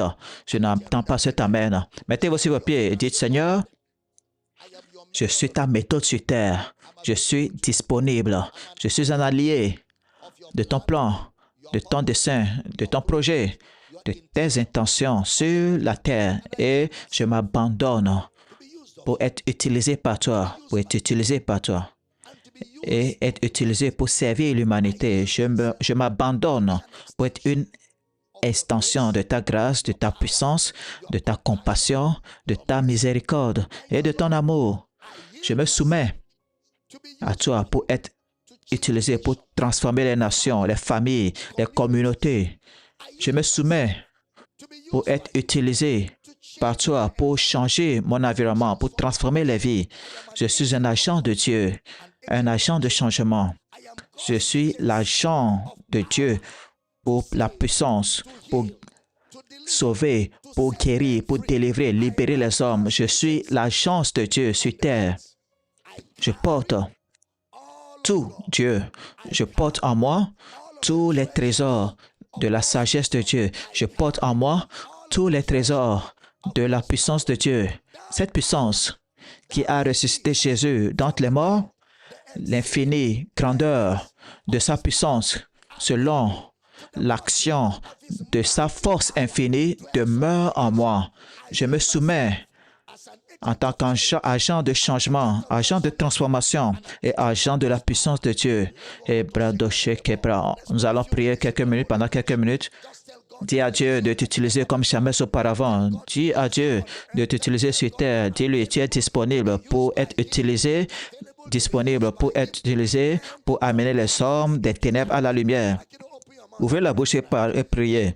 Mais le Hegebrada Soka Pragede de Yaba. Les dons et appels de Dieu sont irrévocables. Ceux qu'il a connus d'avance, il les a prédestinés. Ceux qu'il a prédestinés, les a appelés. Ceux qu'il a appelés, les a justifiés. Ceux qu'il a justifiés, les a glorifiés. Et kapala gadanda bada kote sheke pregele heke broziza tanda yaba la gete sheke tada yaba. Et patozo kolobranda hagele bada shoge kile gedada yamade. Et kombre hekotaji kalabala getenda yamana gala kete zetendi hegeda. Et pokataji kele bala getenda yamana. Tout ce que tu fais, Dieu, dans ma génération, oh Dieu, tout ce que tu fais dans cette saison, oh Dieu, tout ce que tu fais cette année, je me soumets à Pragaloho Kaprada Soda. Père, ne le fais pas sans moi, je suis disponible, oh Dieu. Mais Rogalabada, je soumets mon cœur, ma pensée, je soumets mon corps, je me soumets tout entier en tant qu'instrument. Et les Gogadazaka Bragala Getende Hiba la Goto Sheke Prada Zoda Katanda Yaba et Koprekete Zekela Banda Haga Bragalagata. Seigneur, utilise-moi et Bougalagataza pour transformer les nations, pour transformer les communautés, pour transformer les pays, pour transformer les continents. Seigneur, utilise-moi et Kupakalagadazaka Labalagete. Priez. Lipo hagabaragete sombra haria de yabala keto shekete ki kakanda yaga logo tuzuza tadea et bakatiza maragalagete de yamado. Seigneur, utilise-moi comme une hache de guerre, une arme de combat. Utilise-moi comme un nouvel instrument de trésor tranchant. Ikabrogolo koto shegetea. Utilise-moi, oh Dieu, et brugalagata shikata. Je soumets ma pensée, je soumets mon cœur, je soumets mon être, mes ressources, tout entier. Oh, utilise-moi, oh Dieu, que le sel de la maison de Dieu consume tous ceux qui entendent ma voix. Au jour de ta puissance, ton peuple sera disposé. Au jour de ta puissance, ton peuple sera plein d'ardeur. C'est toi qui produis en nous le vouloir et le faire selon ton bon plaisir. Il y a une œuvre de la grâce de Dieu. Il y a une action de Christ dans nos cœurs pour faire et pour vouloir selon son bon plaisir, pour accomplir le mandat de Dieu sur la face de la terre, pour accomplir le mandat de Dieu sur la face de la terre, pour accomplir la mission de Dieu pour ma génération, pour accomplir le mandat de Dieu pour un monde dans les ténèbres. Et kompragalagata shaka pragalegatenda yamahoga pragada zatanda yegele balagatanda yabrahata sharia et ke pragada et mbohokodada et legegada zakalabalagatenda yebroholo shaka pragalagatenda hida ipakalagadada et mbohoko pragada shaka preketeza. Utilise-moi, Dieu, et koprakalagada shaka tanda yamahaga bregetezete yeba Pragadazo, Embrohokologodo Shaka Prata. C'est Dieu qui produit l'œuvre de Dieu dans nos cœurs, la grâce de Dieu dans nos cœurs, l'œuvre de Dieu dans nos esprits, la volonté du Saint-Esprit, et que Prokatajata et Bragadaka, la capacité, la puissance de la grâce de Dieu. Et prokalagada zakala balagatanda yabalagatanda yabrahata shaka preketezeda et pokalagada zuza tanda yabahakere brekete de yaba. Utilise-moi, Dieu, prie pour toi-même. Imbo hakabra galagato shege blegete dendi hagabragado se de yamaragata de geyeba et kepakada galagada. Allez-y et priez. Il la bohakadaja. Ceux qui ont faim et soif seront rassasiés. J'ai faim, oh Dieu. Utilise-moi pour ta gloire. Oh, j'ai faim, oh Dieu. Donne-moi des nations, oh Dieu. Donne-moi des villes, oh Dieu. Donne-moi des continents, oh Dieu. Utilise-moi, Père. Et kapragadagada, ambrohokoto shaka prakata. Prie pour toi-même. Prie pour toi-même. Ô Père, sature-moi du sel de ta volonté, du sel de tes projets, du sel de ton mandat, du sel de ton plan, du sel de ton dessein. Et kapragalagada zambalagatende yebrohoto shakapragade, medo galagataza kambrahaga leketende yega laga ponte shiketende yega, et pokataza kalagatambanagada zatanda yaba, limbagada, comme jamais auparavant, et bohakada zakalaba legi katazakata, de plus grandes œuvres, tu feras. Kapragada zakala gala gelegetende yabala gatanda yabala ketose kelegeta et brugataza. Merci Seigneur pour l'honneur de Jésus sur ma vie, pour prêcher l'évangile en tout temps, pour déclarer ton conseil, pour faire avancer ton royaume. Et prakataza kalagata, je revais toute la mur de Dieu, afin de pouvoir tenir ferme contre les ruses du diable, car les armes de notre combat ne sont pas charnelles, mais sont puissantes par Dieu pour renverser les forteresses. Nous renversons les forteresses, nous renversons les imaginations par la prédication de l'Évangile. Nous prêchons l'Évangile en tout temps. Merci Seigneur pour la hardiesse, de prêcher ta parole et pour la déclaration, pour déclarer ta pensée, la hardiesse, pour faire avancer ton royaume, pour étendre ton influence. Et kapragalagadazo kapragedenge hi kapragadozoto tende yegatadaya embagadaza ekekalabalagatajo kapragedende yamagalagete higa progotozo de dende higatenda. Priez davantage. Mambro holo golagata zakala balagetende yebro hodo shegelegeda busata dedea embrado hakapragada embrogolodo hikaparagadaza eprahanda dayamada kole gregede zekele brodo duza kambra hagata galagede higataza embragalogodo shakapragalagata jekele balagatende ya hipakalagene hindo yabo rabregeta zakala bragodo sheta.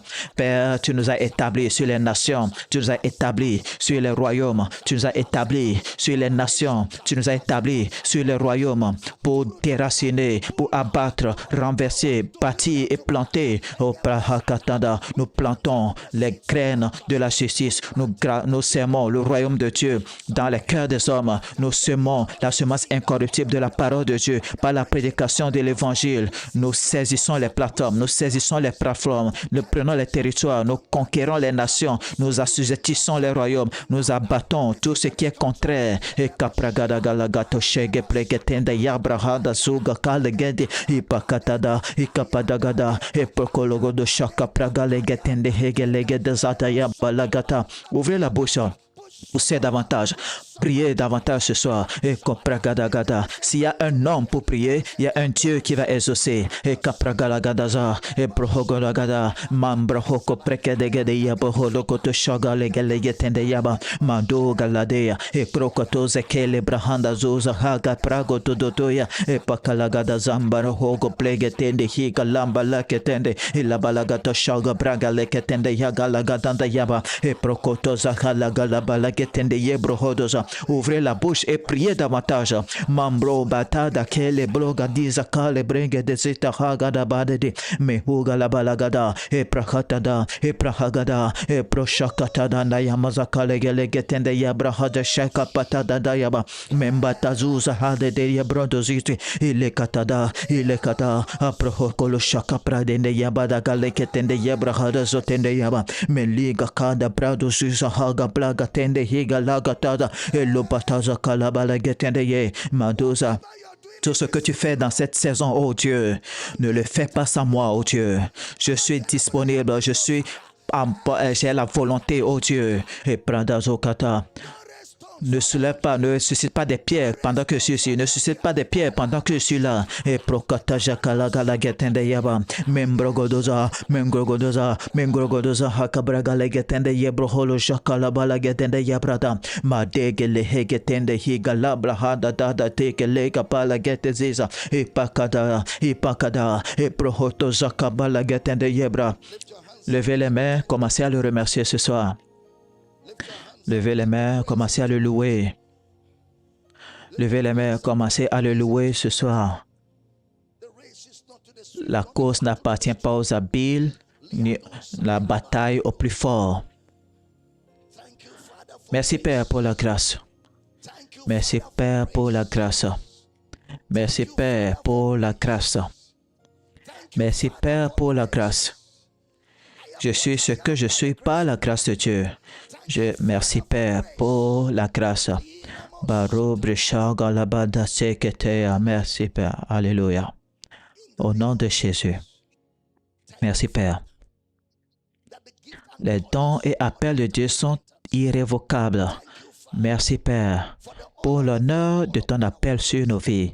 Merci, Père, car tu agis, tu produis en nous le vouloir et le faire selon ton bon plaisir. Merci, Père, car au jour de ta puissance, nous sommes pleins d'hardiesse, nous sommes obéissants, nous sommes disponibles. Seigneur, ton royaume se manifeste partout dans les nations à cause de notre obéissance. Et merci, car nous faisons davantage pour ta gloire cette année.